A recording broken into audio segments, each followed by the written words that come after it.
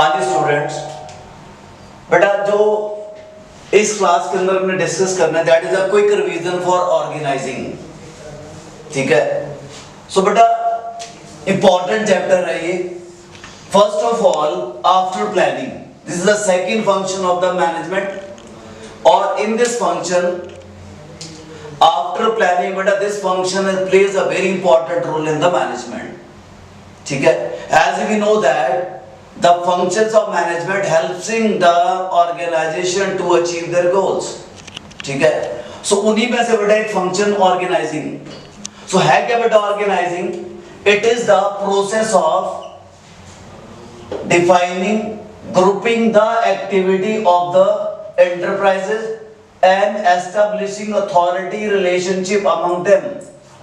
बेटा ऑर्गेनाइजिंग के अंदर grouping the activity in two parts and establishing authority relationship between them। ठीक है बेटा, एक पेपर वर्क रहेगा, एक स्ट्रक्चर रहेगा। सिंपली इसके अंदर क्या करेंगे? सिंपल कि जो बेटा प्लानिंग करी थी as per planning grouping the activity of the organisation and establishing the authority relationship among them. बेटा जो authority means power, relationship among them। Beta whatever the employee or manpower required in the organization on the basis of planning, in this function the beta organizations divided into groups as per the activities and beta establish the authority relationship among them। इसकी बेटा जो importance है ये process और ये importance क्यों important है बेटा? ये बेसिकली इसका जो मतलब बेटा grouping the activities and establishing the authority relationship, इसी को बेटा हम ऑर्गेनाइजिंग बोलते हैं कि पूरी ऑर्गेनाइजेशन को बेटा एक्टिविटीज में डिवीजन करना ग्रुप वाइज और बेटा एक अथॉरिटी का एक रिलेशनशिप स्टैंड करना, एस्टेब्लिशिंग द अथॉरिटी रिलेशनशिप। और इसकी इंपॉर्टेंस कहते हैं बेटा benefits of specialisation. Because beta while grouping the activities beta in that case activities are divided on the basis of specialization, their qualification and beta their skill and their knowledge or their experience। So with this organizing, benefits of specialization, adaptation of changes, clarity of in working relationship and optimum utilization of resources and expansion and growth। इससे क्या होगा बेटा? एक तो specialisation increase, adaptation of changes, अगर changes आती हैं बेटा तो इजीली अडैप्शंस होंगी, clarity in working relationship because in organising authority relationship is stands, so due to that बेटा क्लैरिटी इन वर्किंग रिलेशनशिप। ठीक है, each subordinate know about his boss.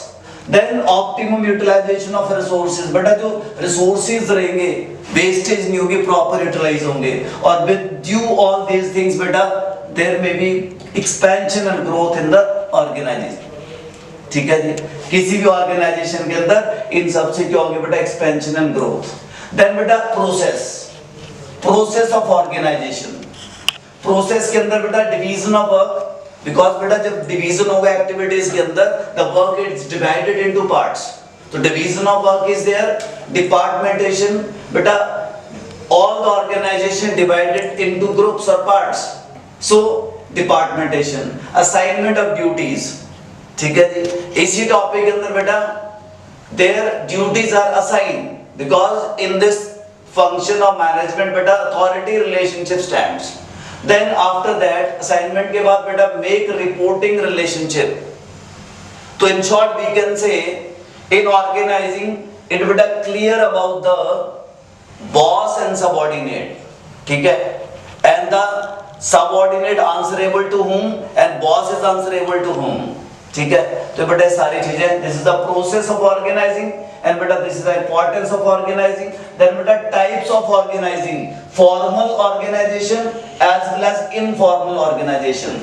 ठीक है जी, formal organization बेटा इसको कौन बनाएगा? मैनेजमेंट। ठीक है, बेटा this organisation form by the management and बेटा informal organisation created out of formal organisation, personal relationship in the organisation.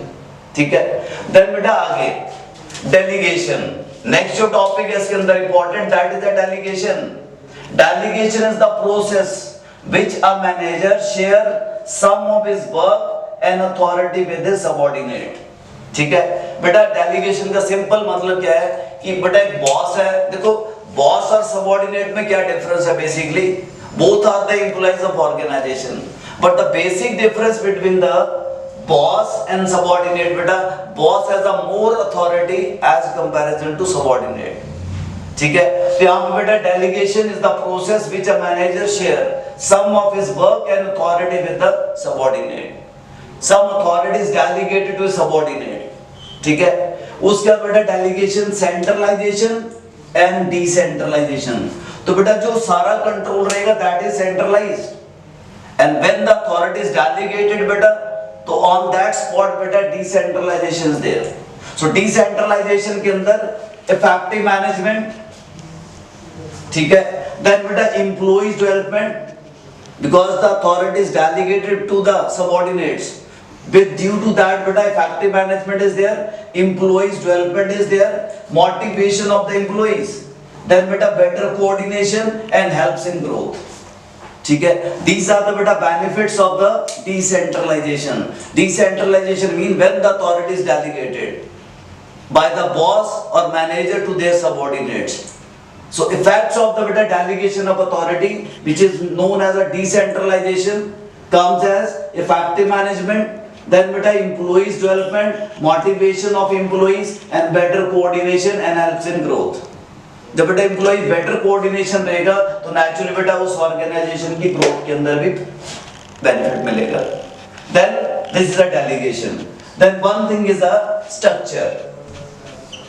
After this structure of organization, बेटा टॉपिक ही क्या है, ऑर्गेनाइजेशनल स्ट्रक्चर है क्या, it is the framework, it is the framework within which managerial and operating task are performed. बेटा this is the simple structure.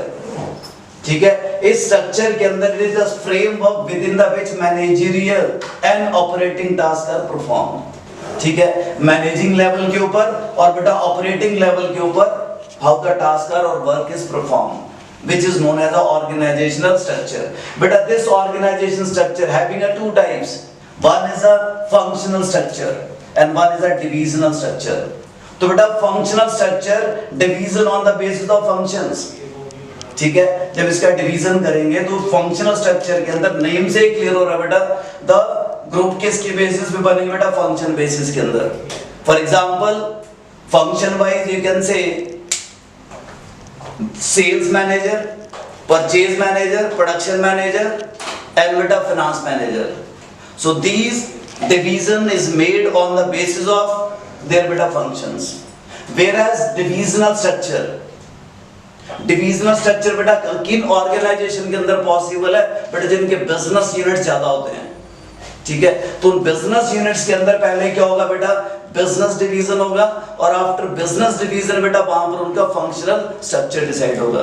तो यहाँ पे लिखा भी है उसमें बेसिस ऑफ प्रोडक्ट स्पेशलाइजेशन, तो इसको क्या बोलेंगे, divisional structure means basis of product specialisation. से कोई ऑर्गेनाइजेशन है बेटा, बहुत सारे प्रोडक्ट्स के अंदर है, उसके अलग अलग बिजनेस यूनिट्स हैं, तो पहले बेटा वो बिजनेस यूनिट्स को डिवाइड करेंगे नेचर वाइज, प्रोडक्ट वाइज, और आफ्टर डिवीजन द बेटा product wise, then next step बेटा divide that every each and every business unit further divided on the basis of functions, which is known as a divisional structure। दोनों में difference बेटा, अगर small scale level है business then divided on the basis of functions। If the beta business having a large unit of business, large number of product are produced in the organization, then first of all the beta structure is made on the basis of business unit and after that beta functional division। ठीक है जी, तो बेटा इसकी जो importance है, delegation की importance बेटा, quick decision making, relief to top level management, क्योंकि बेटा जब एक डेलीगेशन ऑफ अथॉरिटी रहेगा तो बेटा उनकी रिस्पॉन्सिबिलिटी थोड़ी कम, उनका बर्डन कम होगा, उससे क्या होगा बेटा क्विक डिसीजन मेकिंग, ठीक है। तो बेटा मैनेजमेंट को डिसीजन लेना इजी हो जाएगा। उसके बाद relief to the top management, उनकी टेंशन कम हो जाएगी, बेटर कंट्रोल बेटा और डेवलपिंग इनिशिएटिव, ठीक है जी। तो बेटा इससे क्या होगा, एक पॉजिटिविटी आएगी एम्प्लॉइज के अंदर, सबऑर्डिनेट के अंदर, व्हाइल बेटा top authorities delegate their authorities to the subordinates, ठीक है। तो उसके जो आउटकम्स आएंगे बेटा वो क्या आएंगे, एक तो क्विक डिसीजन मेकिंग, सारा फीडबैक आपके साथ, रिलीफ टू टॉप मैनेजमेंट क्योंकि टॉप मैनेजमेंट का वर्क शेयर हो जाएगा, and better control, then after develop the initiative, ठीक है। तो बेटा ऑर्गेनाइजिंग के अंदर इसकी इंपॉर्टेंस, प्रोसेस क्या है बेटा, ऑर्गेनाइजिंग का मीनिंग, टाइप्स क्या है इसके अंदर, फॉर्मल एंड इनफॉर्मल, देन बेटा delegation, delegation is a centralisation and decentralisation. When the authorities are delegated बेटा तो बिट आंसरेबल लेवल क्या होगा, सेंट्रलाइजेशन, एंड वर्किंग होंगे बेटा डिसेंट्रलाइजेशन के अंदर, because manager delegate their authority to their subordinates which is known as a decentralization, and every subordinate beta is answerable to his authority boss, ठीक है।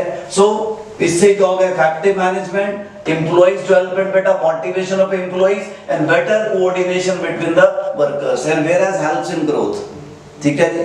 and बेटा जो main centralize होगा base वो ये रहेगा in delegation, और answerable कहाँ पे रहेगा बेटा, centralization के अंदर, ठीक है। तो ये बेटा आपको organising in quick revision, short revision, उसको लेकर first of all you should know the meaning of organising क्या है, देन बेटा उसकी इंपॉर्टेंस क्या है, देन बेटा उसका प्रोसेस क्या है, देन दो टर्म्स और निकल के आती है बेटा यहाँ पर, एक स्ट्रक्चर और एक डेलीगेशन, ठीक है। तो बेटा स्ट्रक्चर का मतलब divide the organisation on the basis of function और बिजनेस यूनिट्स, एंड बेटा डेलीगेशन जो प्रोसेस है बेटा वो क्या है, delegation the authority by the manager to their subordinates, और बेटा इसके अंदर centralisation, decentralisation, and after that बेटा the delegation, importance of delegation, quick decision, relief to top level, better control and develops initiative.